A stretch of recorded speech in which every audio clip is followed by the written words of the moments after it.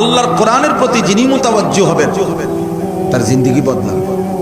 তাকশাইরু মিনহু জুলুদুল্লাযীনা ইয়াখশাউনা রাব্বাহুম সুম্মা তালিনু জুলুদুহুম ওয়া কুলুবুহুম ইলা যিকরিল্লাহ। আল্লাহ তাআলা বলেন, কোরআনুল কারীমের বৈশিষ্ট্য হলো যার অন্তরে আল্লাহর ভয় আছে সে যখন আল্লাহর কোরআন শুনে, আল্লাহ তাআলা বলেন তার শরীরের চামড়ার উপরের যে পশম সেগুলো দাঁড়িয়ে যায়। অতঃপর শুনতে শুনতে আল্লাহ নিজেই বলতেছে, সুম্মা তালিনু জুলুদুহুম ওয়া কুলুবুহুম ইলা যিকরিল্লাহ। এক পর্যায়ে তার সারা দেহ, সারা চামড়া মানে সারা দেহ এবং তার দিল সবটাই মহান আল্লাহ পাকের দিকে ঝুঁকে পড়ে, সেজদায় লুটিয়ে পড়ে, সেজদায় লুটিয়ে পড়ে। কোরআন শরীফে আছে আল্লাহ তাআলা বলছে, বিবেকবান বান্দা, ঈমানদার বান্দা ওয়ায়াতাফাক্কারুনা ফি খালকিস সামাওয়াতি ওয়াল আরদ, আল্লাহ তাআলার কুদরতের চতুর্দিক নিয়ে ভাবে, আল্লাহর জমিন ও আসমান দেখতে থাকে আর আল্লাহ তাআলাকে নিয়ে ভাবে। একটা পর্যায়ে মনের অজান্তেই তার দিল বলে ওঠে, দিল থেকে বলে ওঠে সে, রব্বানা মা খালাকতা হাযা বাতিলান, আয় মাওলা আপনি এর কোনো কিছুই বেহুদা বানান নাই। সুবহানাকা, আপনার প্রশংসাই করছি মাওলা। ফাকিনা আযাবান নার, আমারে আল্লাহ আপনি মাফ করে দেন, জাহান্নামের আযাব থেকে বাঁচায় দেন। এই জন্য প্রিয় ভাই, আল্লাহর কথা দিল দিয়ে শুনতে হয়। 30 বছর ধরে মসজিদে নামাজ পড়ে মাগরিব, এশা, ফজর 3 ওয়াক্ত নামাজ ইমাম সাহেব আওয়াজ করেই তেলাওয়াত করে। তাহলে এতদিন শুনবার পরেও একজন মুসল্লির কলজার মধ্যে এই বুঝ আসলো না যে আমার কোরআন শরীফটা তো শুদ্ধ করা দরকার। একদূর বিবেক যার দিলে আসে নাই, এই লোক কি শুনলো? কি ঘোড়ার ঘাস কাটছে বলে বলে? তার দিলের মধ্যে তো এটা আসা উচিত ছিল, কিও আমি কেমনে পড়ি, ইমাম সাহেব হুজুর কেমনে পড়ে। ইমাম সাহেব 4 রাকাত নামাজ পড়লে লাগে 6 মিনিট 8 মিনিট, আমি যে 4 রাকাত নামাজ পড়তে লাগে না 1.5 মিনিট। এটা কি মেশিন লাগাইলাম আমি? এটা তো জাফারি মেশিন। বল, এতটুকু বিবেকের যদি বুঝাপড়া না হয়, কি শুনলো, কি বুঝলো, কি বুঝলো? এই জন্য আমি অনুরোধ করছি আপনাদের কাছে, আমার প্রথম কথা এটা, উলামায়ে কেরামের সবগুলো নসিহত মনোযোগ দিয়ে নিয়মিত শুনবেন। কিশোর তরুণ নওজোয়ান ভাই, তোমরা প্রিয় ভাই, তোমাদের কাছে আলাদা বললাম, আল্লাহর কথা দিল দিয়ে শোনো, দিল দিয়ে শোনো দোস্ত। আমাদের আফসোস হলো আমরা গুনাহ করি যে পরিমাণ মনোযোগ দিয়া, আল্লাহর হুকুম তার 100 ভাগের 1 ভাগ মনোযোগ দিয়েও করি না।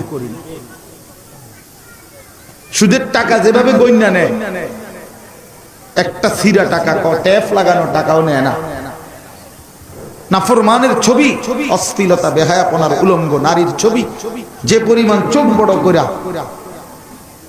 মোবাইলে দেখে, তাহলে গুনাহ যেই পরিমাণ আন্তরিকতা নিয়ে করে, আল্লাহর ইবাদত, ওযু, নামাজ, গোসল, জিকির, তেলাওয়াত তার 100 ভাগের 1 ভাগ আন্তরিকতা নিয়েও করে না।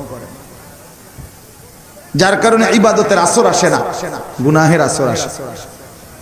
জিন্দেগি তখন গুনাহের কারণে জিন্দেগি তখন বরবাদ হয়ে যায়। এই জন্য আমি অনুরোধ করছি যথাযথ আন্তরিকতা, ওয়ামা উমিরু ইল্লা লিয়াবুদুল্লাহ মুখলিসিনা লাহুদ্দিন হুনাফা। আল্লাহ তাআলা বলছেন, 1.25 লক্ষ নবী রাসূলকে আমি আল্লাহ একই আদেশ করছি, আদম থেকে মুহাম্মদ সাল্লাল্লাহু আলাইহি সাল্লাম সমস্ত নবী, নবীর উম্মত, ঈমানদারকে আল্লাহ তাআলা একই হুকুম করছেন। নবীদেরকেও বলছেন, ঈমানদারদেরকেও বলছেন যে প্রত্যেকেই আল্লাহর ইবাদত করবা মুখলিসিনা লাহুদ্দিন, ইখলাসের সাথে, একনিষ্ঠভাবে আল্লাহর জন্য স্মরণ করে, হুনাফা, একদম একনিষ্ঠভাবে, অর্থাৎ গায়রুল্লাহর দিকে, আল্লাহ ভিন্ন অন্য কোন দিকে এক বিন্দু নজরও দিবা না, ফিকিরও করবা না, জিন্দেগীর কোনটাই ওই দিকে ফিরাবা না, শুধু আল্লাহর দিকে, শুধু আল্লাহর দিকে, শুধু আল্লাহর দিকে। এটা আল্লাহ তাআলা বান্দার কাছে চায়। সোয়া লক্ষ নবী রাসূলের কাছেও আল্লাহ এই হুকুম করছেন।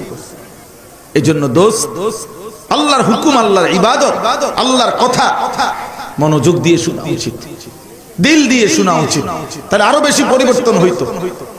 52 সপ্তাহ এক বছরে জুমার বয়ান হয়, 52 সপ্তাহ মোট একটা বছরে, খামখেয়ালি কথা না।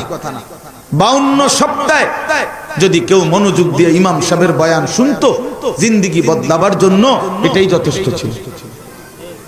কিন্তু ওই যে পাত্তা দেয় না আমরা হুজুর, এলাকার হুজুর, আর কি কইব, কি কইব মানে কি বলবো? আল্লাহর কথা বলবে, কোরআনের কথা বলে। আমার একবার একজনে বলছে, আমরা হুজুর, আর হুজুর বোঝেন তো, জানে কি? তা আমি বললাম, যদি কিছুই জানে না তো এবার রাখছেন কীর্তন? যে হুজুর কিছুই জানে না, ওনার ইমাম সাহেব রাখলেন কেন? কয় না, এলেম আছে। আমি তো এলেম থাকলে শুনেন না কেন? কিছু না জানলে রাখলেন কেন? আর জানলে শুনবেন না কেন? সবাই জনপ্রিয় হইতে হবে, এটা কি জরুরি? তাইলে সবাই 10,000 মানুষের সামনে বলতে হবে, এটা জরুরি? তাহলে সমস্ত নবীর ইমানদার উম্মত কি সমান? তাইলে রাসূলুল্লাহ সাল্লাল্লাহু আলাইহি সাল্লাম বলেন, হাসরের ময়দানে এমন নবীও দাঁড়াবে যার ইমানদার উম্মত অনুসারী সির্ফ 3 জন, মাআহু সালাতা। কেউ দাঁড়াবে ইসনান, 2 জন উম্মত। কেউ দাঁড়াবে ওয়াহিদ, 1 জন উম্মত। কেউ দাঁড়াবে লাইসা মাআহু আহাদ, তার সাথে কেউ নাই। উনি একাই নবী, ওনার পুরা জিন্দেগীর মেহনতে কেউ কালেমা পড়ে নাই, তো উনি ব্যর্থ। কি ভাই, উনি ব্যর্থ? তাইলে কোরআন শরীফে আছে সূরা ইয়াসিনের মধ্যে 3 জন রাসূল, ওই যে শুরুতেই ঘটনা আছে, অদরিব লাহুম মাসালান আসহাবাল কারইয়া ইদ জাআহাল মুরসালুন, এখানে আছে ইদ আরসালনা ইলাইহিম ইসনাইনি। হ্যাঁ, তাইলে আল্লাহ তাআলা প্রথম 2 জন, পরে আরেকজন, 3 জন রাসূল দিবেন একটি এলাকায়। 3 জন রাসূল দিন রাত মেহনত করে উনাদের হাতে ইমানদার হইছে 1 জন মানুষ। কয়জন? 1 জন লোক, সির্ফ 1 জন। ওয়াজা মিন আকসাল মাদিনাতি রাজুলুন, এই যে রাজুলুন মানে 1 জন ব্যক্তি। 3 জন রাসূলের কালেমার দাওয়াতে ইমানদার হইছে 1 জন। তো উনারা ব্যর্থ হয়ে গেছেন, এই কথাটা মনে রাখেন।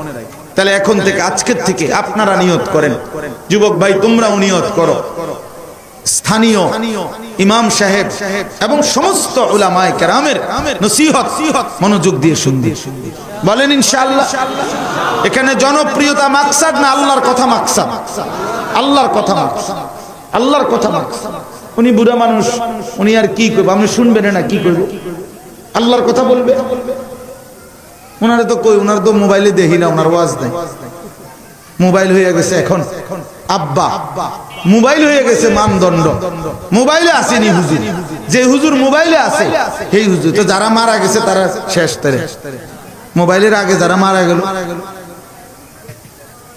আওলাদ রাসূল সৈয়দ আব্দুল মজিদ নদীম সাহেব রাহমাতুল্লাহি আলাইহি এই বাংলাদেশে আসতেন। আমরা ছোটবেলায় ওনার বয়ান শুনতাম, পাকিস্তান থেকে আসতেন। আহা, হযরত যখন বয়ান করতেন তো পুরা মজবা কান্ত আর কান্ত। আমি ছোটবেলায়ও মনে আছে, আমার আব্বা কান্ত, আমি আব্বার লগে লগে কানতাম। কিছু তো বুঝতাম না তেমন, কিন্তু কানতাম, এটা মনে আছে বাবার সাথে।